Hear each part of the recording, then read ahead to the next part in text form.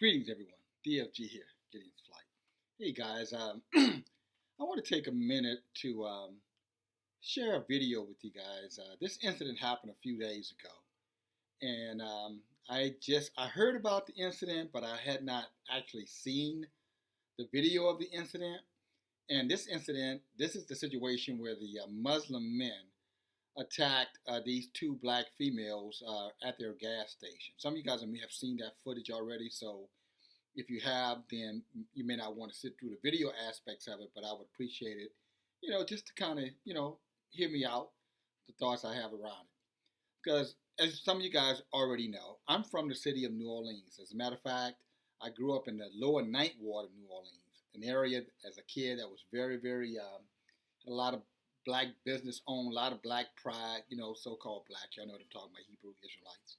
But in an area through gentrification, crack cocaine, etc., just pretty much the community was destroyed. And then, the Arabs and others came into those communities and were able to get different loans that were not made available to citizens of those particular communities. My former community, well, I still have a home there, so my community, I guess I have to say it that way. And now you have Arabs, for the most part, all through those communities, selling wares to blacks and black families at ridiculous markups, I might add, and some of the most atrocious food that any human being should ever even be considering eating. I mean, the stuff they're selling in these places, with so much sugar and stuff, and most of the people in our community suffer from high blood pressure, kidney disease, heart disease, things of that nature. Shouldn't be eating those foods, but yet they're peddling those foods through their markets and, etc. But with all that being said, to add insult into injury, these individuals inside of our communities, have now taken upon themselves, at least in this instance in Pittsburgh, to really show you what disrespect, really look like as it relates to people of color.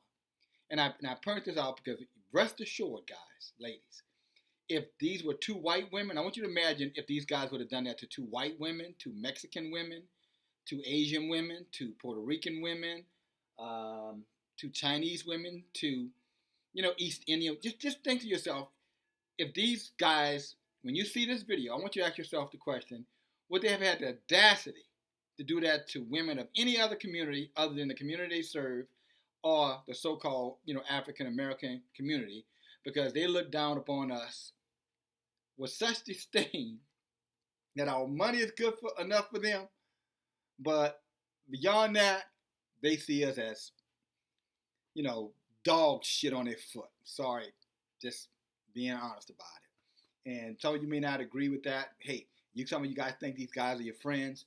Well, of course they want your money. But let's see you get in a confrontation with them. You have a concern with service provided by them, and let's see how friendly they will be to you then. But let me show you this, and then I'm gonna wrap this video up with some couple of additional thoughts and let you guys go. Okay? So take a look at this, guys.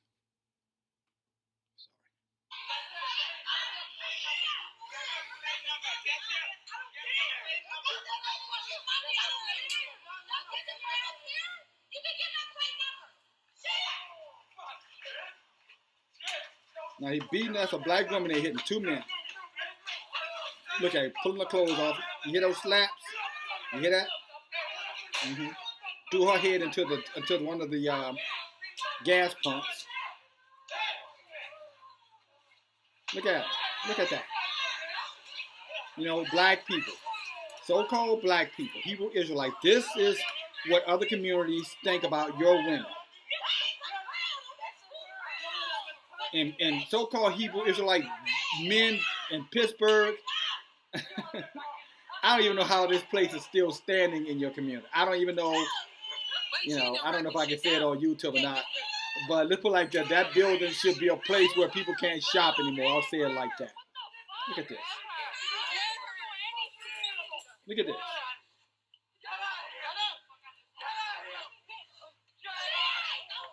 And they're not done. Shake it and mace the shit out of his ass. Shake him. Let's go. I got the whole thing on camera. Y'all going down. I got this shit on camera. I got y'all. Look at that. That's somebody's sister, somebody's daughter,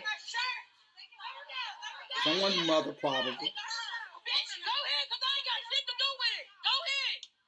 Still got dog. Now, what do you think about that? What do you think about that, guys? Unbelievable. Unbelievable. And you know what's really sad? You know, I hear that they're protesting over there. That they've been protesting in Pittsburgh 3 days. You know, first the men were, I think, charged with misdemeanors, and later on they were charged with assault. But that's the answer. So you can beat the shit out of our women. Talking to you now, copper color Hebrew Israelite. So another group, not that no group, including us, should be touching our women like that. But an outside group can come in inside of our community and attack our women like that. And the best these Negroes can do in Pittsburgh is to protest for 3 days. All these gangsters, all these hard riders, you know what I'm saying? All these hip huggers, saggers, all of these gangsters, including the Muslims and everyone else, the black Muslims, the new Black Panther Party, all of these jokers, and that's the best they can come up with, protesting. And then you ask, you know, DFG, why you come so hard with these videos? DFG, you know, why you sound so angry with these videos? First of all, I'm not angry. A man is supposed to have, you know, bass in his voice. That's why we have this Adam apple down there. We're not supposed to talk, you know, what was, yeah. Okay, leave that. But why are you so angry? Why you? Because you know what?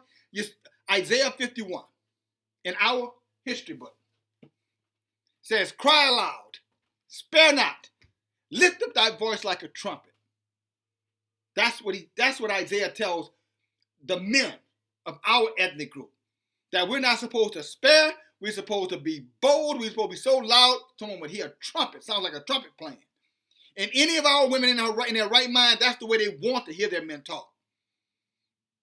They want to know their men are bold and strong and assertive, and that they will protect them with their lives. Not walk around effeminate, emasculated, you know, hugged up, you know, all the rest of the debauchery that's being pushed inside of our communities. That's not what they expect from our men. They expect this from our men, me, others, fighters, real fighters. Because I'm going to tell you, if I lived in, you know, okay, I'll tell you this one, this is what I'll say. And, you know, everybody got to do what they got to do. And if you know anybody in Pittsburgh and you want to share this video, please do.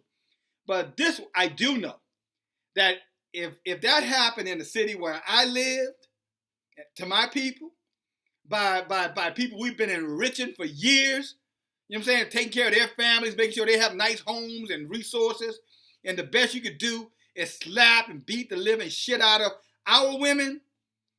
I'm going to tell you what, me and a couple of hard hitters, we would have already, you know, patronized that business and talk to them about other options, because, you know, they would really feel the need to explore those options at the end of our conversation.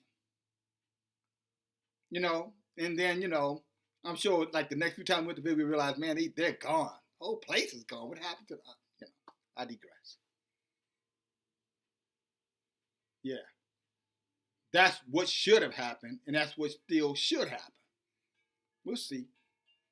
But guys, and again, let me talk to you, you know, these Hebrew Israelite sisters, you know, I'm telling you, you may not think your men love you.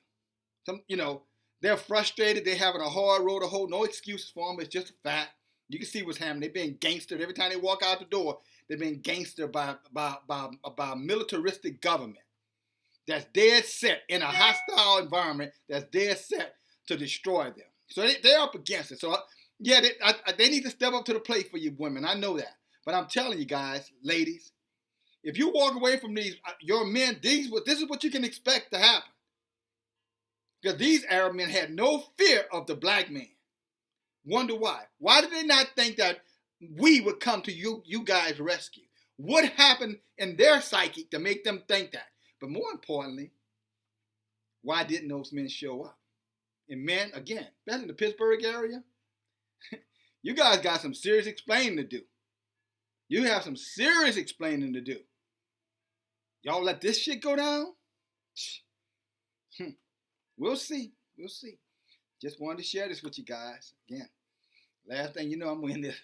This got nothing to do with reparations, but probably does, because we wouldn't be having those devils in our communities if we were able to have financial resources, in our communities to serve ourselves, serve our own. We'll get the right respect, the respect that any other community who serves them, who people in the community look like them, who service them, get.